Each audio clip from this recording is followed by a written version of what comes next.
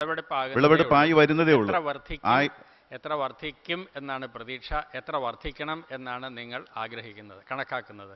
ഞങ്ങൾ കണക്കാക്കുന്നത് ഒരു കുളത്തിൽ നിന്ന് ഒരു സെന്റിൽ 10 കിലോ എന്ന നിലയിൽ 3 ഏക്കർ വരുന്ന ഒരു കുളത്തിൽ നിന്ന് 30,000 കിലോ മത്സ്യം. 3 ഏക്കറൊന്നും ഒരു വീട്ടുകാരുടെ ശരാശരി 3 സെന്റ് 4 സെന്റ് 5 സെന്റ് വരുന്ന കുളങ്ങളാണ്. എത്ര രൂപ അധിക വരുമാനം കിട്ടും അവർ ഈ പദ്ധതിയിലേക്ക് വന്നാൽ? ആ കുളത്തിൽ മത്സ്യകൃഷി നടത്തുമ്പോൾ മത്സ്യകൃഷിയിലൂടെ വലിയ വരുമാന വർധനവ് പ്രതീക്ഷിക്കുന്നില്ല.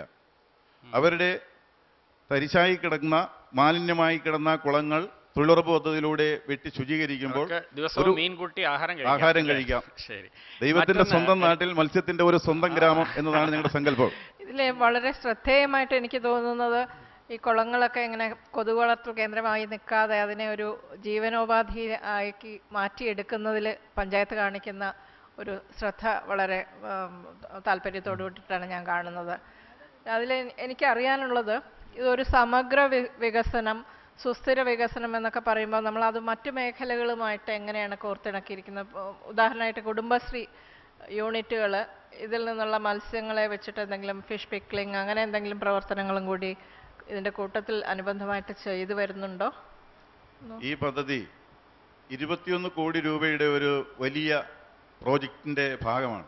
അതിൻ്റെ 1ാം ഘട്ടം തുടങ്ങുകയാണ്.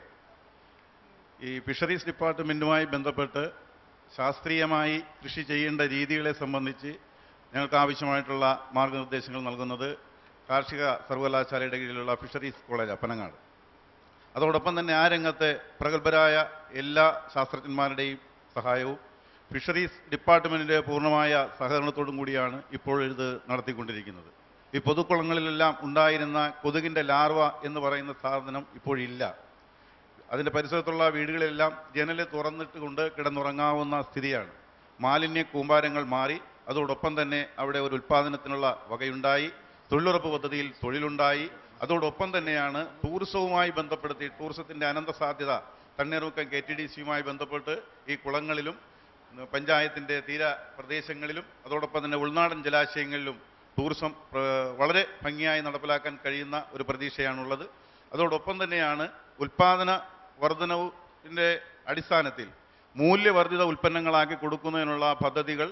മത്സ്യത്തിൻ്റെ തീറ്റ ഇപ്പോൾ കൊണ്ടുവന്നിരിക്കുന്നത് ആന്ധ്രയിൽ നിന്നാണ്. അത് തണ്ണീർമുക്കത്ത് തന്നെ ഒരു വലിയ ഫാക്ടറി സ്ഥാപിച്ചുകൊണ്ട് അതിനാവശ്യമായിട്ടുള്ള തൊഴിലവസരങ്ങളും ഉണ്ടാക്കുന്നതോടൊപ്പം തന്നെ 50 തരം മത്സ്യങ്ങളെ ഒരേ സമയം എപ്പോഴും തണ്ണീർമുക്കത്ത് വിദേശികളായാലും സ്വദേശികളായാലും അവരുടെ ഇഷ്ടത്തിനനുസരിച്ച് പാചകം ചെയ്ത് കൊടുക്കുന്നതിനുള്ള കുടുംബശ്രീ സംഘടനാ സംവിധാനവും അതിനാവശ്യമായിട്ടുള്ള 50 ലക്ഷം രൂപ ഫിഷറീസ് ഡിപ്പാർട്ട്മെൻറ്റ് ഇപ്പോൾ തന്നെ ഫിഷ് റെസ്റ്റോറൻറ്റിന് വേണ്ടി തന്നു കഴിഞ്ഞു. അതിൻ്റെ പ്രവർത്തനങ്ങൾ ഞങ്ങൾ ആരംഭിക്കാൻ പോവുകയാണ്. എനിക്കൊരു കാര്യം ക്ലാരിഫൈ ചെയ്യാനുള്ളത്, നിങ്ങളുടെ ഇൻസ്റ്റിറ്റ്യൂഷണൽ ലിങ്കേജ് കോളേജുമായിട്ടുള്ളത്, അത് എന്തുകൊണ്ടാണ് അങ്ങനെ ഒരു ലിങ്കേജിനെ പറ്റി നിങ്ങൾ ആലോചിച്ചതെന്നുള്ളത് ഒരു സംശയം. പിന്നെ എന്തെങ്കിലും കരാറുണ്ടോ അവരുമായിട്ട്? എത്ര നാളത്തേക്കുള്ള കരാറാണ്? ഇപ്പോൾ യാതൊരു കരാറുമില്ല. അതിൻ്റെ നിർവഹണ ഏജൻസി എന്ന് പറയുന്നത് പഞ്ചായത്ത് തന്നെയാണ്. ഞങ്ങളെ സാങ്കേതിക സഹായങ്ങൾ നൽകുന്നതിന് ഈ പദ്ധതി ഞങ്ങൾക്കായി വിഭാവനം ചെയ്തത് ഞങ്ങളുടെ പ്രിയങ്കരനായിട്ടുള്ള MLAയും കേരളത്തിൻ്റെ ധനകാര്യ വകുപ്പ് മന്ത്രിയായിട്ടുള്ള ഡോക്ടർ തോമസ് ഐസക്കാണ്. അദ്ദേഹത്തിൻ്റെ നിർദ്ദേശാനുസരണം ഗ്രാമപഞ്ചായത്ത് ഏറ്റെടുത്തുള്ള പദ്ധതിക്ക് നിങ്ങളുടെ എല്ലാവിധ സഹായങ്ങളും ഉണ്ടാകണം. NSSൻ്റെ ഭാഗമായിട്ടാണ് ഈ കുട്ടികളുടെ എല്ലാം ഈ സർവേയും ഡാറ്റ എൻട്രി നടത്തിയതും. 6000-ഓളം മനുഷ്യപ്രയത്നം ആ കുട്ടികളിൽ നിന്നും ഞങ്ങളുടെ പഞ്ചായത്തിലെ ഹയർ സെക്കൻഡറി സ്കൂളുകളിലെ കുട്ടികളിൽ നിന്നും കിട്ടി. സമഗ്ര മത്സ്യ ഗ്രാമ പദ്ധതി നന്നായിട്ട് നടത്തുന്നു എന്നറിയാൻ സന്തോഷമുണ്ട്. പക്ഷേ എനിക്ക് ചോദിക്കാനുള്ളത് അതിൻ്റെ ഡീറ്റെയിൽസ് ഇപ്പം പലരും ചോദിച്ചു കഴിഞ്ഞു, അത് ഉത്തരം കിട്ടി.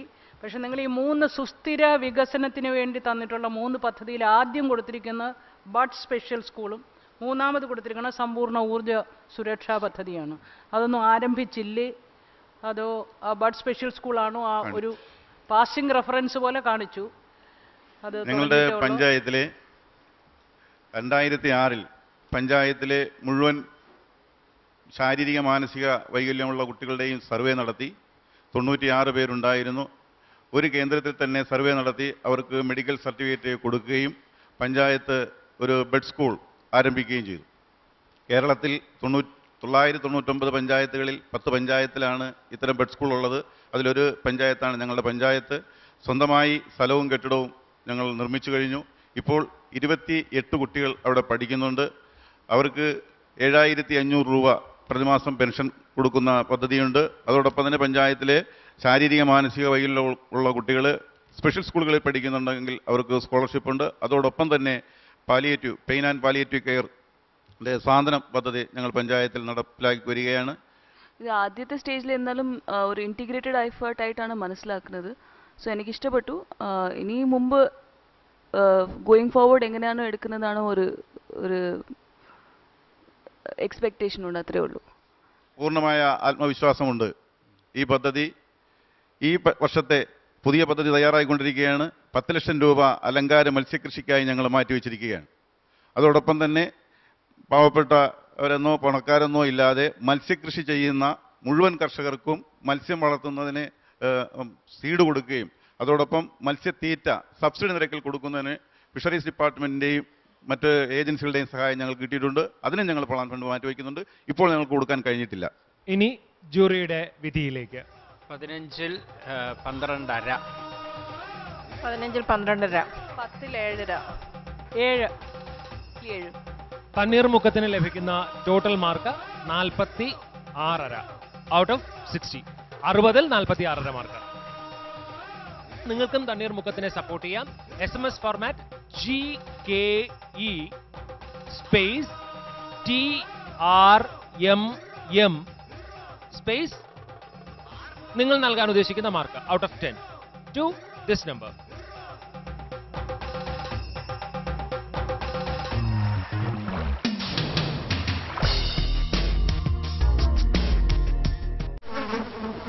വേണ്ട നമുക്കിനി രോഗങ്ങൾ വ്യാധികൾ, വേണ്ടേ നമുക്കി കൊതുകിന്റെ താണ്ഡവം. വീടും പരിസരവും വൃത്തിയാക്കൂ, കൊതുകിന്റെ താവളങ്ങൾ നശിപ്പിക്കൂ, മാരക രോഗങ്ങളോട് വിട പറയൂ, വീണ്ടും ഒരു ദുരന്തമൊഴിവാക്കൂ. നാടിനെ നമ്മുടെ വീടായി കരുതണം, വൃത്തിയായി ഭംഗിയായി സൂക്ഷിക്കണം. രോഗം പരത്താത്ത മണ്ണിന്റെ മാറിലെ ആരോഗ്യമോടെ ജനങ്ങൾ വാഴൂ. എന്റെ കേരളം മാലിന്യമുക്തം.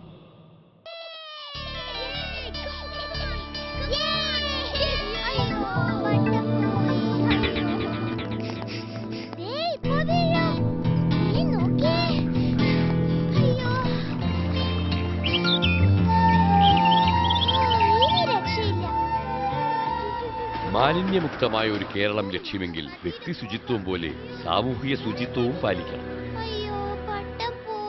മാലിന്യമുക്ത കേരളത്തിനായി നമുക്ക് ഒരുമിച്ച് പ്രയത്നിക്കാം. എന്റെ കേരളം മാലിന്യമുക്തം.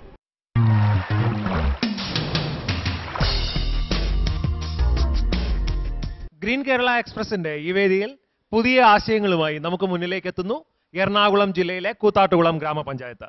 കൂത്താട്ടുകുളം ഗ്രാമപഞ്ചായത്തിനെ നമുക്ക് വേദിയിലേക്ക് സ്വാഗതം ചെയ്യാം.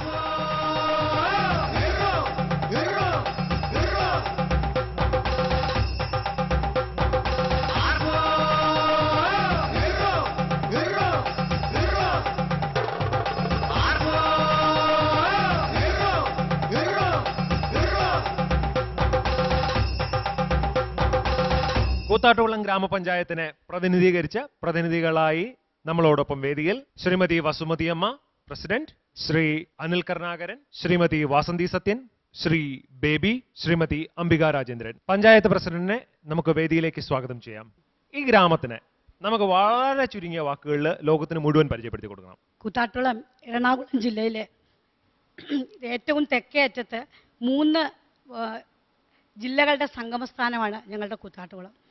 ഗ്രാമമാണെങ്കിൽ പോലും നഗരവൽക്കരിക്കപ്പെടുന്ന ഒരു ഗ്രാമമാണത്. ഈ ഗ്രാമത്തിൻ്റെ പേര് തന്നെ ഒരു സ്ത്രീയുമായി ബന്ധപ്പെട്ടതാണ്.